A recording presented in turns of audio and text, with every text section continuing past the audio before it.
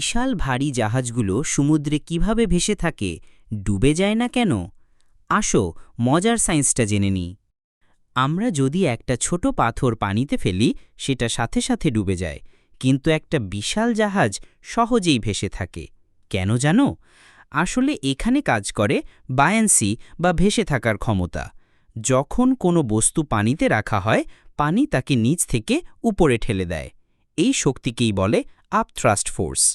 একটা লোহার টুকরো পানিতে ফেললে সেটা ডুবে যায়, কিন্তু একই লোহা দিয়ে বানানো ফাঁপা নৌকা বা জাহাজ ভেসে থাকে, কারণ জাহাজের ভেতরে অনেক ফাঁকা জায়গা থাকে। এই ফাঁকা জায়গাগুলো জাহাজের গড় ঘনত্বকে কমিয়ে দেয়, ফলে জাহাজ পানির চেয়ে হালকা হয়ে যায়, আর তাই জাহাজ সহজেই ভেসে থাকতে পারে। তাহলে বুঝলে, জাহাজ ভাসে কারণ তার ঘনত্ব পানির চেয়ে কম হয়। এটাই হলো সায়েন্সের অসাধারণ ম্যাজিক।